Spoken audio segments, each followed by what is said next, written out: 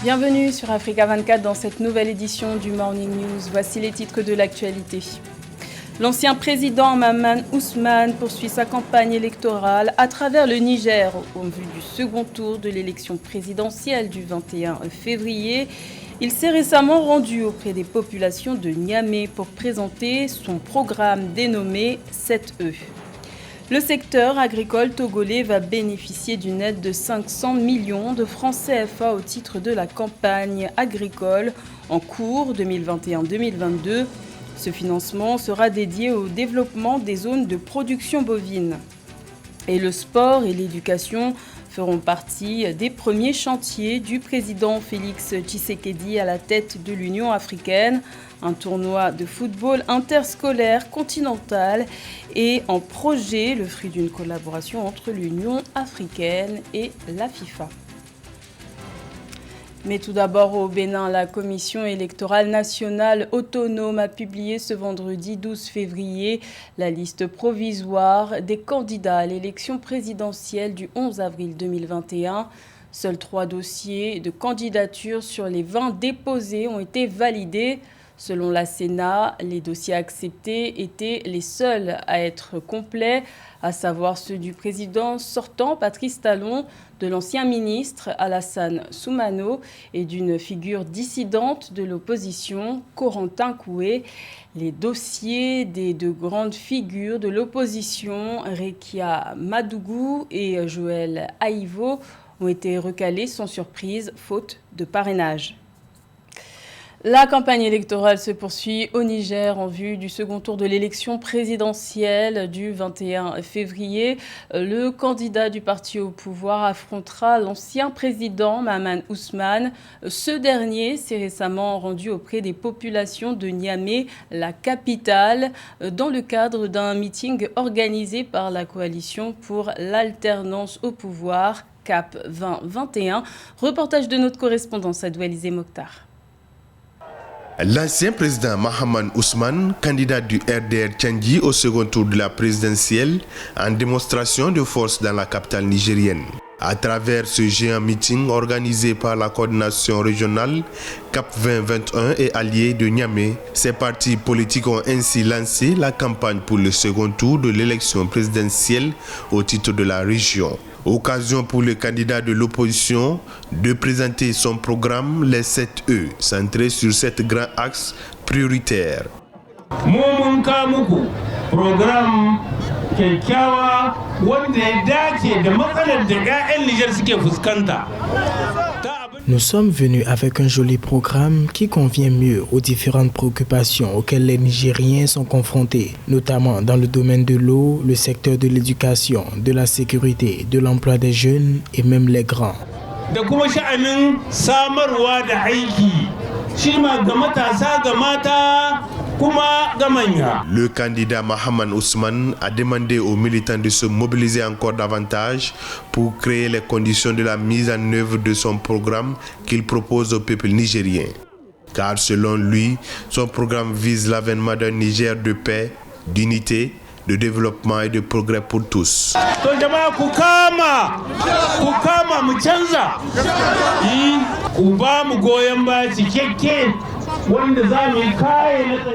Population, mobilisez-vous pour le changement. Donnez-nous votre soutien pour gagner ces élections sans contestation. Comme ça, le Niger va se redresser. Mon programme, les 7E, eau, éducation, emploi, énergie, environnement, équipement et équité, renferme une solution à tous les problèmes que rencontrent nos populations. Équipement et équité.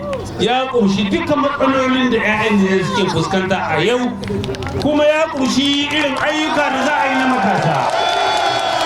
Arrivé deuxième au premier tour de l'élection présidentielle du 27 décembre 2020, avec 16,98% de suffrages, l'ancien président Mahaman Ousmane affrontera dans le cadre du deuxième tour prévu le 21 février 2021 le candidat Mohamed Bazoum du PNDS Tareya, arrivé premier avec 39,30%.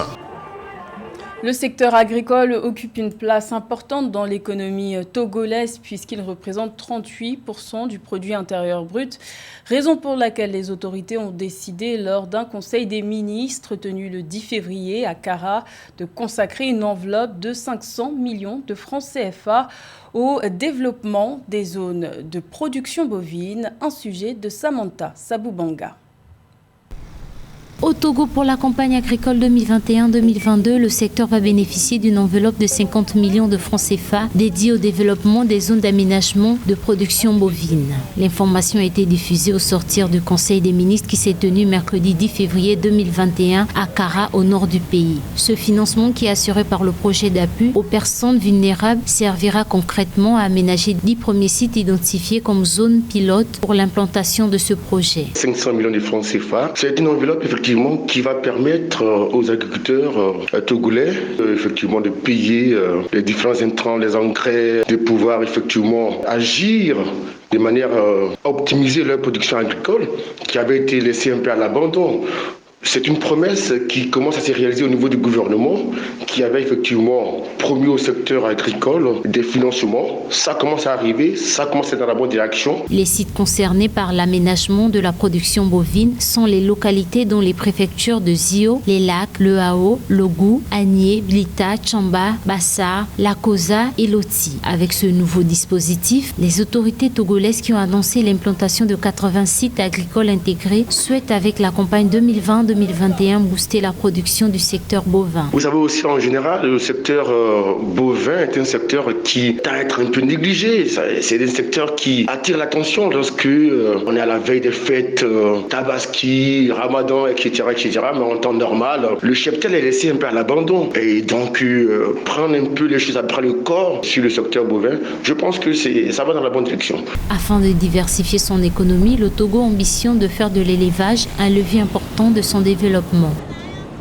Également dans l'actualité, la Côte d'Ivoire est parvenue à mobiliser 557 milliards de francs CFA, soit 850 millions d'euros, auprès des investisseurs privés dans le cadre d'une nouvelle émission d'eurobonds. Un montant obtenu au taux de remboursement record de 4,3% avec une maturité finale en 2032. Rappelons que cette performance intervient après le succès enregistré en novembre 2020 qui a permis à la Côte d'Ivoire de lever 1 milliard d'euros au taux de 4,8% sur le marché des obligations. Ces souscriptions traduisent la confiance renouvelée des investisseurs à l'égard du pays. Le Burkina Faso fait face à une insécurité persistante. Conséquence, plus d'1 million de personnes sont déplacées à l'intérieur du pays et 3,5 millions de personnes ont besoin d'une aide humanitaire d'urgence. L'exécutif a donc décidé le 9 février de mettre en place un plan d'urgence humanitaire pour aider les personnes les plus vulnérables. C'est à travers un programme qui se chiffre à 607 millions de dollars. Les précisions de Mildred Diamou. Plan d'urgence humanitaire en faveur de la population burkinabé. Le 10 février 2021, le ministère chargé de l'action humanitaire à travers un communiqué a annoncé le lancement d'un plan de réponse humanitaire au titre de l'année 2021 qui a pour objectif de venir en aide aux populations touchées par les conflits. Un projet qui nécessiterait un financement de 607,9 millions de dollars selon les autorités. C'est une avancée notable de la gouvernance des crises humanitaires dans l'espace sahélien. Si le Burkina Faso élabore aujourd'hui un plan national humanitaire, il s'agira d'apporter des réponses endogènes à une crise effectivement endogène. L'urgence aujourd'hui, c'est de voir comment le Burkina Faso pourra-t-il financer de manière pérenne ce plan humanitaire. Le communiqué du ministère en charge de l'action humanitaire indique que 3,5 millions de personnes ont besoin d'une assistance humanitaire et plus d'1 million de personnes sont déplacées à l'intérieur du pays, soit plus de 5% de la population. Plus de 2100 écoles sont fermées dans le pays, ce qui prive plus de 307 000 enfants d'éducation, tandis qu'une centaine de formations sanitaires sont fermées, ce qui affecte plus d'1 million de personnes.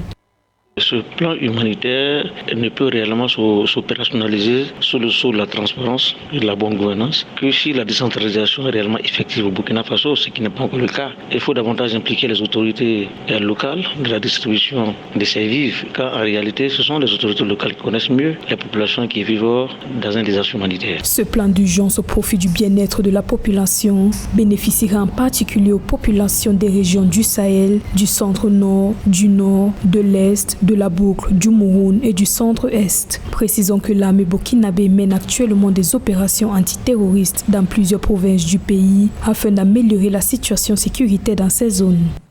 Au Cameroun, le marché de l'emploi offre peu d'opportunités à la jeunesse, une jeunesse qui constitue pourtant la moitié de la population. Les jeunes sont exposés au chômage et au sous-emploi. Redresser la courbe de l'emploi s'avère donc être nécessaire pour stimuler la croissance économique nationale, comme nous l'explique Midra Diamou. Le chômage de la jeunesse gagne de plus en plus de proportions inquiétantes au Cameroun. Ce problème touche principalement la population âgée de 15 à 34 ans, avec un taux de chômage de plus de 30% et une sous-employabilité qui cumule à plus de 70% selon les données gouvernementales. Depuis plusieurs années, les autorités s'efforcent de relever les défis de l'emploi jeune à travers divers programmes d'autonomisation afin de réduire la pauvreté dans le pays et stimuler la croissance économique. L'État doit rationaliser l'emploi au niveau de la fonction publique. En réalité, pour résoudre le problème de l'emploi au Cameroun, il faut d'abord attaquer un problème réel qui est la corruption. Il faut que les gens puissent réussir à la fonction publique grâce à leurs compétences. De l'analyse des experts, il ressort que l'accès à la terre, au capital, au financement, à la technologie et au marché est limité. Par ailleurs, les jeunes disposent d'un niveau d'études et de qualifications insuffisants, ce qui aggrave le chômage. Même si les emplois modernes rémunérés se multiplient, le secteur informel restera le principal employeur et moteur de la croissance. Il est donc question d'accroître la productivité dans les secteurs informels, agricoles, industriels et de services, favoriser l'accès au crédit et l'inclusion financière pour améliorer les conditions de vie des jeunes. La deuxième échelle qui est la plus importante, c'est l'auto-emploi. Il faut identifier dans chaque département des jeunes qui travaillent, qui prennent des initiatives et qui ont besoin de financement. Leur accorder des financements réels et non de l'animation politique. Quand on aura identifié dans chaque département ou dans chaque région des jeunes et qu'on aura créé des nouveaux jeunes hommes d'affaires prospères, ça va marcher. Alors que le Cameroun célèbre la 55e édition de la fête de la jeunesse ce 11 février 2021, les autorités se donnent pour priorité l'intégration de la jeunesse dans ces stratégies de développement. Des efforts considérables sont consentis par l'État en vue de satisfaire les besoins d'éducation, de formation et d'insertion socio-économique. Cette volonté politique s'est concrétisée par la mise en œuvre d'un plan d'action national pour l'emploi des jeunes en 2008. Un tournoi de football interscolaire devrait voir le jour dans un avenir proche en Afrique. C'est ce qui ressort de la visioconférence qui s'est tenue le 11 février entre le président de la FIFA, Gianni Infantino, et le nouveau président en exercice de l'Union africaine, Félix Tshisekedi. C'est d'ailleurs son pays, la République démocratique du Congo, qui servira de terrain d'expérimentation. C'est un sujet de Corinne Kamsefem. La République démocratique du Congo a été choisie comme pays pilote pour l'implémentation des tournois interscolaires, projet phare que la Fédération internationale de football Association FIFA entend vulgariser sur le continent avec le concours de l'Union africaine. Quelques jours après son investiture à la tête de l'institution panafricaine, le chef de l'État congolais Félix Antoine Tshisekedi Tshilombo a eu une première réunion de contact virtuel avec le président de la FIFA, Gianni Infantino. Alors, voir la FIFA s'impliquer dans l'organisation de ce sport du football et les notions du fair play déjà dans les écoles primaires et les lycées, c'est une très bonne chose car cela permettra un tant soit peu de développer ce qui se faisait déjà à l'intérieur de ces pays-là. Et avec l'implication de la FIFA, on suppose qu'il y aura beaucoup plus de moyens, il y aura beaucoup plus d'organisation technique et même administrative sur le terrain.